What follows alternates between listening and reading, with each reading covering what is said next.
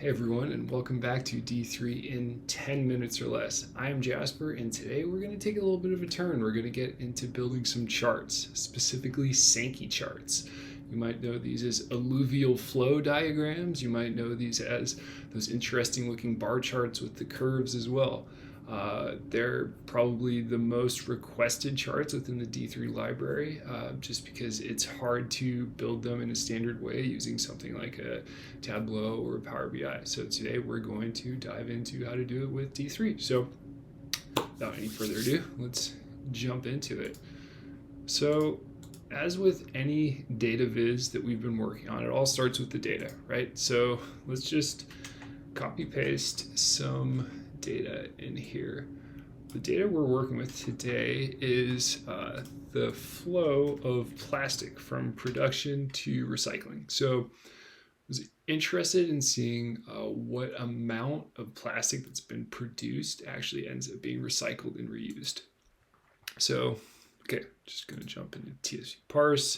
You can see we're using our friend D3 autotype. I talk about how to use this in this episode right here. So that gives us our standard data. And like I said in this episode, the most important part of data visualization often ends up being how you actually manipulate and transform the data. So you can see we have here this array of objects. We're going to do some data work here. So just copy pasting this over so that I can kind of explain it as I type it, as opposed to just kind of futzing around. So we're iterating through every object in this array and just assigning things to nodes and links. That's the concept with the Sankey diagram, is you have those nodes, these rectangles, and then you have links that connect the rectangles. So it shows what the amount of flow is from each rectangle to each to the next rectangle. So we're just going through each of these. We're going to create a node for each of these objects and a link for each of them. Let me just dump this guy in here as well.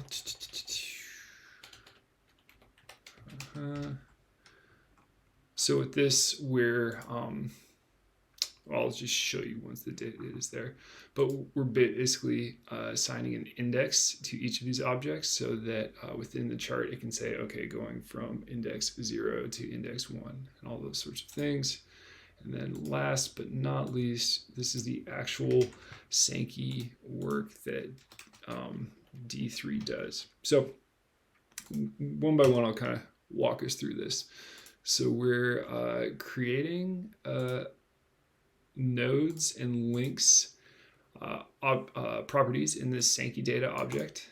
Within each of those, we're going to assign each of these nodes. So you can see here, we have total plastic production, still in use. Those are each considered nodes. So think of like a radar map or a node map, right? So we're going from this node to that node.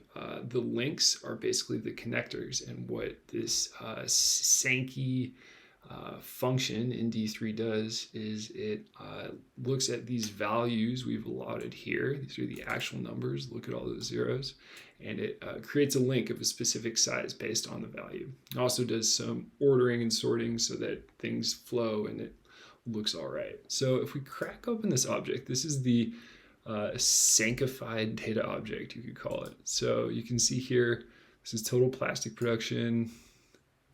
There's the value. So that's actually, this is the source, right? So it's, you can see it's at 8.3, right? And then we have 5.8 and 2.5. So those together is 8.3. So this looks good. All right, let's keep it moving. Looking at the links, just to sort of get a reference here. So you can see this is one of the links. So this is going from total plastic production to used once, 5.8. 5.8. Okay, we're looking good.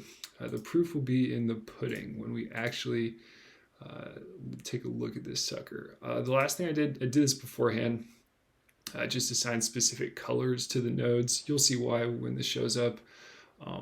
But just going through each of the objects in the nodes objects, in the nodes array, right? And then just assigning a color for them specifically. It's easy to do this time because there's only 8 nodes. If you have a big data set, you'll want to do something a bit more programmatic, but had to had to get a little hacky. Playing a little hacky sack with my code here. Okay, so right now, just the basic SVG. We have a chart, which is a little bit smaller. We have got an adjuster here to move some labels around. You'll see why in a second. And we have a text, which is the title. Great, that's showing up. So first things first, let's draw the nodes. So they're called nodes. It sounds fancy. It's really just rectangles, right? So this is all based off of data that that Sankey calculation actually passes through. So for the X and Y, that's the location of the rectangle. You see that's passed through. For height and width, we're just doing that and that. Let's press play, see what we got. Pretty cool already, right? So you can see kind of how this is going, right? Total plastic production. You can see the colors are starting to show up. That's great. The links, and this is the part that I enjoy the most because this is where you get like a little bit, you get a little bit of flow, kind of a little bit of art with the science, right? So now you can see how these things actually flow through. The only challenge is we still don't have labels, right? And you can kind of guess where it is, but the labels, that's that final bit of context there. So let me just paste this over and I'll go through what we're doing with each of these here. So, okay, so paste the labels in, press play, does the formatting for us. Great, look at that, Sankey diagram. So you can see we start off with 8.3 billion tons of plastic. Within that, 5.8 used once, 4.6 then sent to landfill or discarded. 2.5 still in use, that's great. But then look at this, we go to recycled once, 500 million, recycled and then incinerated, recycled sent to landfill, and then recycled and still in use. It's this little green sliver. So plastics, shouldn't be using them, right? I'm saying this using a laptop that has plastics, but neither here nor there. So you see how these got adjusted to fit. That was using just here, right? So just a little, what do we call it, magic, a little sugar just based off of the index. Again, a little hacky and this is what you'll have to do sometimes with D3 is get in like a little hacky formula to get stuff to really work the right way.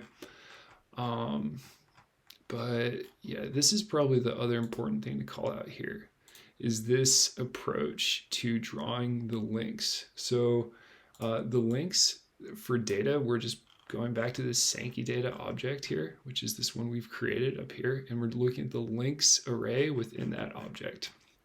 We pass it through to D3. It's been structured in the way that we need so that it knows exactly how to draw it. So we're drawing a path. We're using D for the attribute to say where exactly the path should go.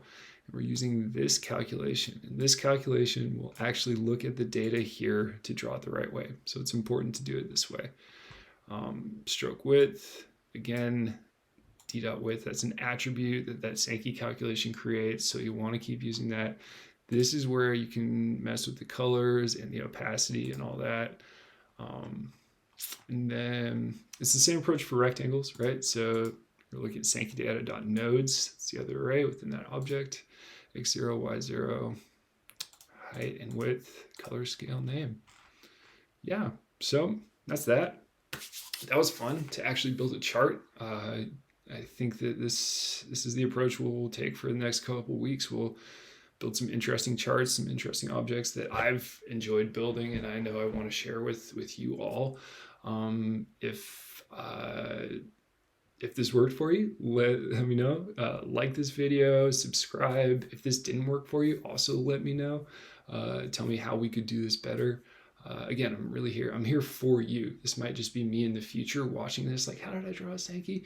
Whoever is watching this, I'm doing this for you. So I hope you enjoy this. If you do enjoy it, share it with a friend who's learning D3 or just starting to learn D3. We're really trying to get the word out that D3 can be pretty straightforward if you have the right resources. And hopefully this is one of those resources.